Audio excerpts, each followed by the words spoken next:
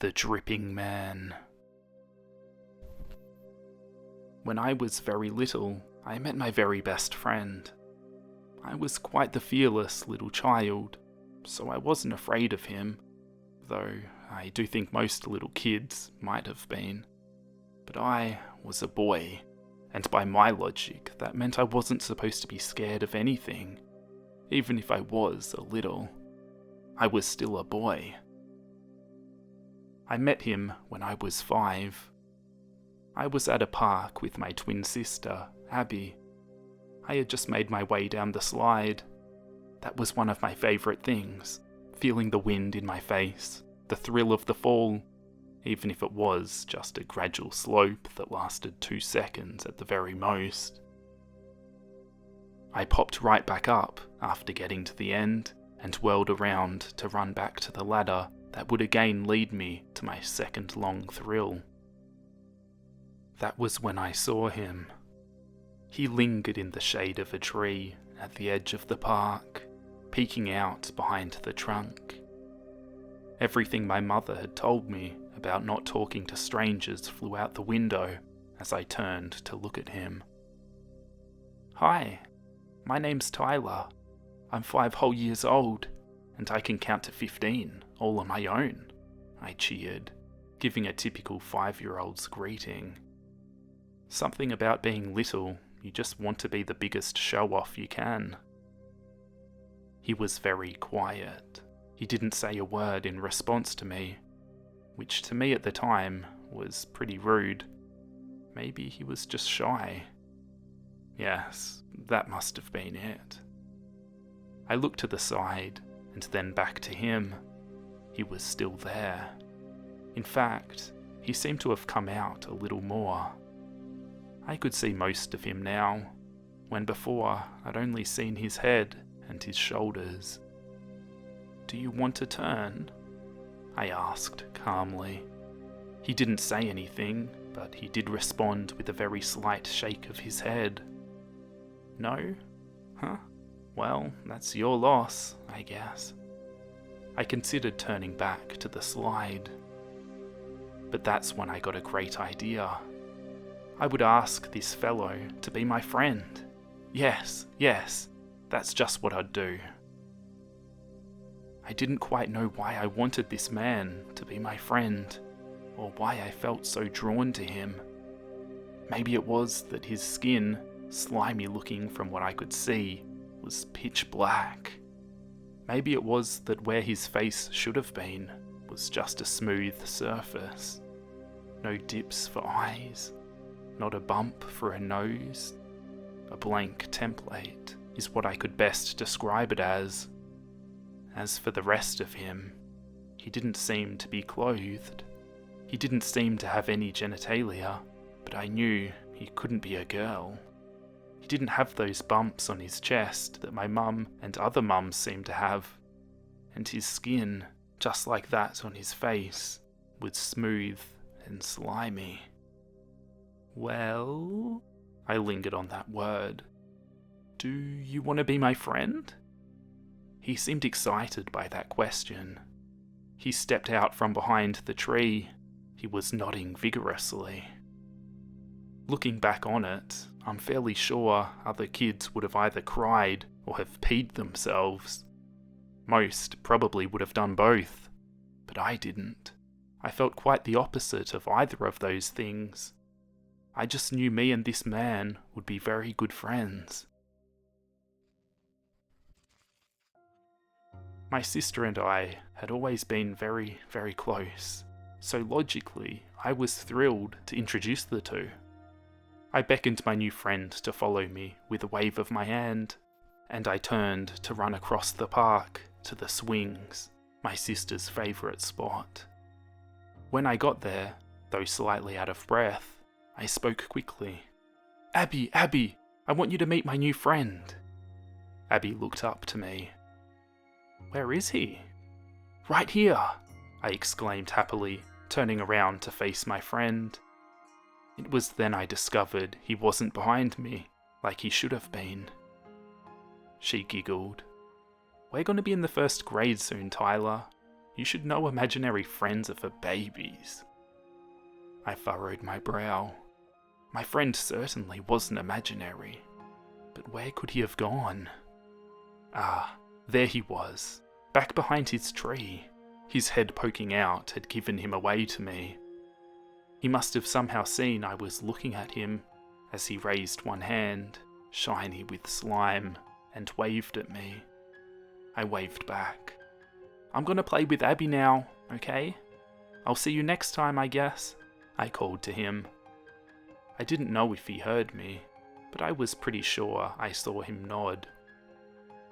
When I turned back to Abby, she simply rolled her eyes at me before giggling.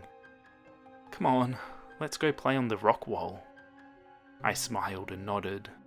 Yeah.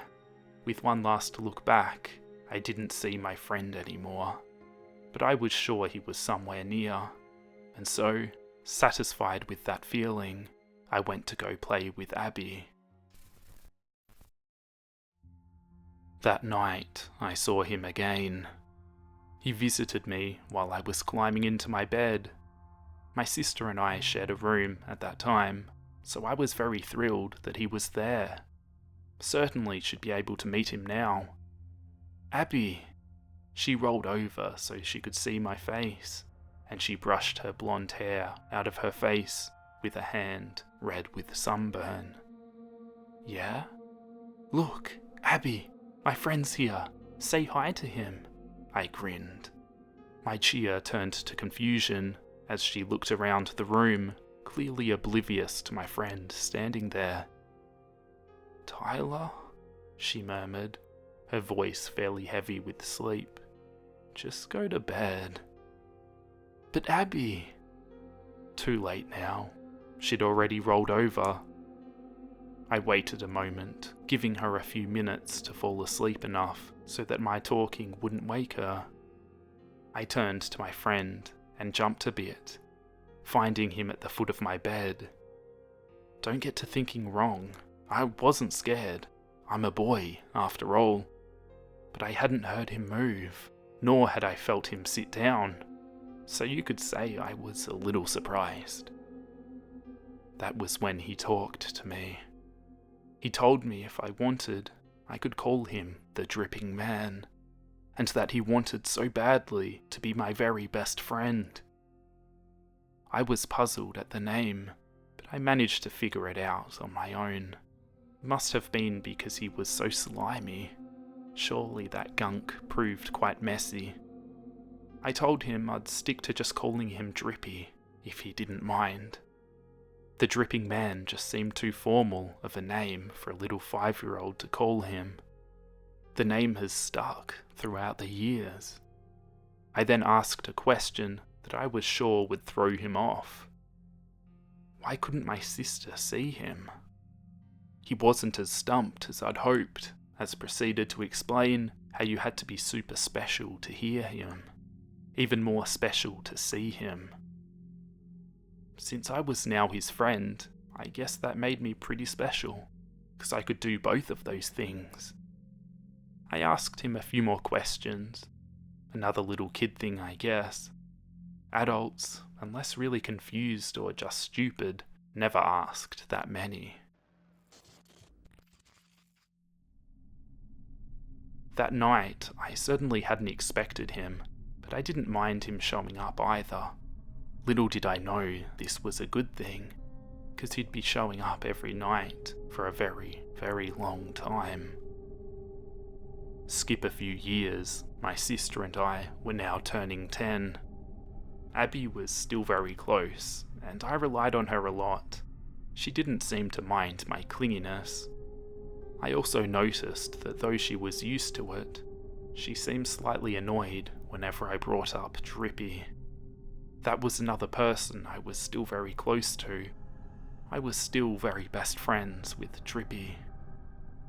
I'd learned so many things about Drippy over the years. I learned that I'm not his only friend. He has many friends all over the world.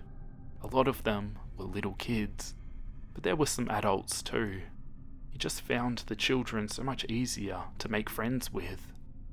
So many friends in so many places, I couldn't help but feel like I wasn't so special to him anymore, but he assured me I was his favourite. That made me feel better. I also learned that some of his friends didn't even know they were his friends. In fact, some of them had never even seen him before. I was baffled as to how that worked, but I didn't question it. I trusted him. But I did want to know just how he kept in touch with these friends.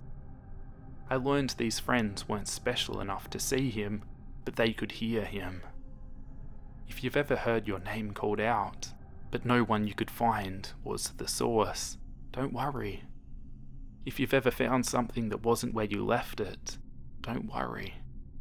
If you ever heard knocking on the walls or footsteps when no one was there, if you've ever seen a shadow in the corner of your eye, but when you looked, it wasn't anywhere to be found, don't worry. It was just Drippy. I also learned that Drippy was very close to me. He really did care. Whenever kids bullied me for still having an imaginary friend, I'd always get upset. Drippy made sure they'd leave me alone, and sure enough, I never had any more than just one run-in with my long line of bullies. Abby bullied me too, time to time. Drippy didn't like that. He also didn't like how close I was to her. I think he was jealous, but I told him it was okay. She never meant it when she teased me, and he was still my very best friend. I think that worked. Lastly, and most importantly, I learned you should never, never, ever make Drippy mad. Never. But when Drippy is mad, he is very, very scary. I saw him mad once. He had just come to visit me, but he was furious. And with this different mood, his appearance too was different. His mouth seemed to have torn itself free of his slimy face, the top lip dripping and sticking to the bottom whenever he closed his mouth, causing him to have to rip it open again, a tearing noise as gruesome as the sight. His fingers seemed knife-like, and his arms never seemed to be the same size. Looking back on it, his whole body seemed to grow and lengthen at will. He looked so thin when he stretched out like that. You could even see the shape of his bones if he went far out enough. And his screams. Oh God, his screams were more terrifying than the shrieks of a dying animal. All of this mixed with the sound of constant dripping. To calm him down, I had to hide a lot and shout from my hiding spot, telling him, begging him, to please just calm down, Drippy. It's okay now. It took me almost half an hour to calm him down, but I finally did. I only had a scratch on my forearm to show for it. He pleaded for my forgiveness. He said it wasn't my fault. His other friend had gone and broken his heart. He had only come to me because he knew I could calm him down. I was just special, I guess. Truth be told, I was still shaking when I agreed to forgive him. That was the first time I'd been scared of Drippy. The first time I'd ever been scared at all. He promised me he'd never be mad at me. Somehow I doubted it. But for the next few years, he stayed true to his word. Today, Drippy broke the promise he made to me 6 years ago. He is very, very upset with me. My mum's on a business trip right now. She left a week ago and won't be back for another 3 weeks. So in the time she's been gone, I've felt the need to be very close to Abby. Last night, Abby and I got into a fight. She accused me of being clingy. Too clingy. She demanded time to herself, snapped, and said she didn't want to be associated with some baby who still talks to himself. She said she didn't want me to be so close to her, to leave her alone, to shut up, to just go away. I think she made Drippy mad when she said those things. After the fight, I retreated to my room, sobbing. I was always very emotional, the emotion I'd felt the least in my life shining out. Fear. First I had been scared of Drippy, now I was scared my sister didn't want me. Little did I know how soon I would be scared again. I woke up this morning and got up with an aching head. I was sure it was from the crying. I staggered to my sister's room. I wanted to apologise to her for everything, I guess. I knocked on her door. She was an early bird, and it was 9:30 in the morning, so surely she'd be up. Oddly enough, she didn't respond. Maybe she was still mad, so I opened the door slightly. Abby? I peeked inside, and wanted to throw up. Had I eaten before, I would have. Before me, I saw Drippy, calm-looking, but surely furious before. He stood over a heap, a combination of soft, pale flesh and splashes of crimson. Abby. I went to talk, my voice hitching in my throat, a soft squeak being the only noise to come from me. He whirled around to face me. He told me he did this for me. As a wave of rage washed over me, my voice tore from my throat. Demon! I screamed at him. She was my sister! My sister! You just killed my sister! I hate you! I didn't want this!